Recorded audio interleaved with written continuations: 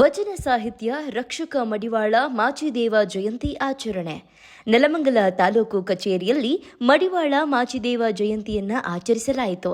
ನೆಲಮಂಗಲ ತಾಲೂಕು ತಹಶೀಲ್ದಾರ್ ಅಮೃತ್ ಆತ್ರೇಶ್ ಮತ್ತು ತಾಲೂಕು ಅಧ್ಯಕ್ಷರಾದ ಬಿ ರಂಗಸ್ವಾಮಯ್ಯ ಹಾಗೂ ಸಮಾಜದ ಮುಖಂಡರು ಮಾಚಿದೇವರ ಭಾವಚಿತ್ರಕ್ಕೆ ಪುಷ್ಪ ನಮನವನ್ನ ಸಲ್ಲಿಸಿದ್ರು. ನೆಲಮಂಗಲ ತಾಲೂಕು ತಹಶೀಲ್ದಾರ್ ಅಮೃತ್ ಅತ್ರೇಶ್ ಮಾತನಾಡಿ, 12ನೇ ಶತಮಾನದ ಬಸವಾದಿ ಶರಣರಲ್ಲಿ ಮಡಿವಾಳ ಮಾಚಿದೇವರಿಗೆ ವಿಶೇಷ ಸ್ಥಾನಮಾನವಿದೆ. ಅವರೊಬ್ಬ ಆದರ್ಶ ಶರಣರಾಗಿದ್ದರು. ಅವರ ತತ್ವ ದರ್ಶನಗಳನ್ನು ಜೀವನದಲ್ಲಿ ಅಳವಡಿಸಿಕೊಂಡು ಮುನ್ನಡೆಯಬೇಕು ಎಂದರು. ಯಾವುದೇ ಜಯಂತಿಯನ್ನ ಮಾಡಿದಾಗ ಕೂಡ ಯಾಕೆ ಪುರುಷರನ್ನ ಉನ್ನತ ವ್ಯಕ್ತಿತ್ವದ ಒಬ್ಬ ವ್ಯಕ್ತಿಯನ್ನು ನಾವು ನೆನೆಸ್ಕೊಳ್ತೀವಿ, ಅವ್ರನ್ನ ಪೂಜ್ಯಮಾನವಾಗಿ ಕಾಣ್ತೀವಿ, ಅವ್ರ ಪೂಜೆ ಮಾಡೋದ್ರ ಮೂಲಕ ಭಕ್ತಿ ತೋರಿಸೋದ್ರ ಮೂಲಕ ಯಾಕೆ ಅವರನ್ನು ಪ್ರತಿ ವರ್ಷ ನೆನೆಸ್ಕೊಳ್ತೀವಿ ಅಂದರೆ ಅವರು ಬದುಕಿದಂಥ ರೀತಿ, ಅವರ ಬದುಕಿನ ಆದರ್ಶಗಳನ್ನು ನಮ್ಮ ಜೀವನದಲ್ಲೂ ಅಳವಡಿಸ್ಕೊಳ್ಬೇಕು ಅನ್ನೋದನ್ನು ನೆನೆಸ್ಕೊಳ್ಳೋಕ್ಕೋಸ್ಕರ ನಾವು ಪ್ರತಿ ವರ್ಷ ಈ ಜಯಂತಿಗಳನ್ನು ಆಚರಿಸ್ತೀವಿ. ಸುಮಾರು 35-40 ಜಯಂತಿಗಳನ್ನು ಪ್ರತಿ ವರ್ಷ ಆಚರಿಸ್ತೀವಿ.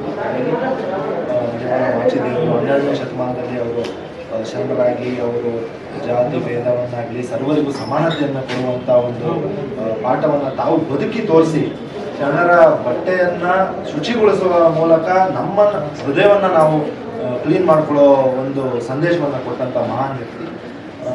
ಅವರ ಒಂದು ಜಯಂತಿಯನ್ನು ನಾವೆಲ್ಲರಿಗೂ ಆಚರಿಸ್ತಾ ಇರೋದು, ಇದು ಸೇರಿ ಮಾಡ್ತಿರೋದು ಬಹಳ ಸಂತೋಷ ತಂದಿದೆ.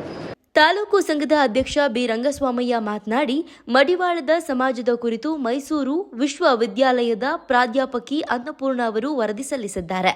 ರಾಜ್ಯ ಸರ್ಕಾರ ಕೂಡಲೇ ವರದಿ ಅಂಗೀಕರಿಸಿ ಮಡಿವಾಳರನ್ನ ಪರಿಶಿಷ್ಟ ಜಾತಿ ಪಟ್ಟಿಗೆ ಸೇರಿಸಲು ಕೇಂದ್ರಕ್ಕೆ ಶಿಫಾರಸು ಮಾಡಬೇಕು.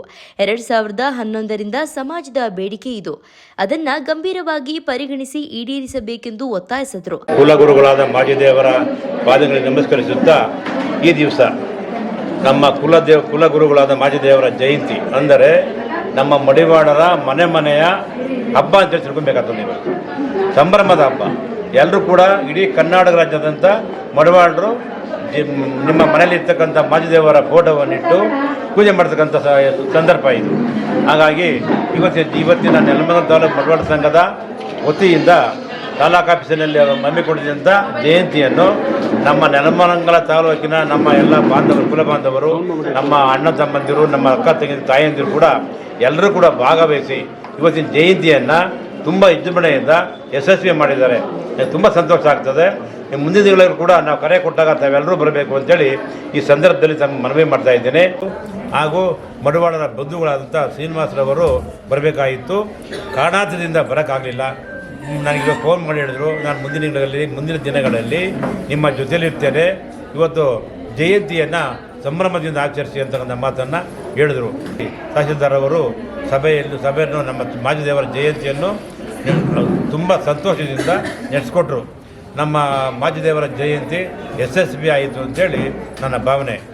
ಆದರೆ ಶಾಸಕರು ನಮಗೇನು ಹೇಳಿದ್ರು, ಮೊನ್ನೆ ಸಭೆ ಮಾಡಿ ನಾವು ಏನೇನು ಬೇಡಿಕೆ ಇಟ್ಟಿವಿ, ಬಟ್ಟೆ ಕಲ್ಲು ತಟ್ಟಿ ಕಟ್ಟಬೇಕು, ಕಾಂಪೌಂಡ್ ಹಾಕಬೇಕು, ಅದು ಲೆವೆಲ್ ಮಾಡಿಸ್ಕೊಡ್ಬೇಕು, ಒಂದು ಶೆಡ್ ಹಾಕ್ಸ್ಬೇಕು ಅಂತ ಕೇಳಿದಾಗ ಇದನ್ನು ತಾತ್ಕಾಲಿಕವಾಗಿ ನಾನು ಮಾಡಿಸ್ಕೊಟ್ಬಿಡ್ತೀನಿ. ಅನಂತರ ನಿಮಗೆ ಮಲ್ಲೇಶ್ವರ ಡೋಬಿ ಘಾಟಲ್ಲಿ ಯಾವ ಥರ ಇದೆಯೋ ಆ ಥರ ನಾನು ಮಾಡಿಕೊಡ್ತೀನಿ, ನಾನು ಜೊತೆಯಲ್ಲಿ ಇರ್ತೀನಿ ಅಂತಕ್ಕಂಥ ಮಾತನ್ನು ಶಾಸಕರು ಆಶ್ವಾಸನೆ ಕೊಟ್ಟಿದ್ದಾರೆ. ಏನು ಹೇಳ್ತೀರಾ ಶಾಸಕರು? ಭಾಳ ಸಂತೋಷ ಆಗ್ತದೆ ಅವ್ರಿಗೆ. ಅವರು ನಾನು ಅವಾಗಲೇ ಹೇಳಿದೆ, ನಮ್ಮ ಮಡಿವಾಳ ಬಂಧುಗಳ ಶಾಸಕರು ಅಂತ ಹೇಳಕ್ಕೆ ಇಷ್ಟಪಡ್ತಾ ಇದ್ದೀನಿ.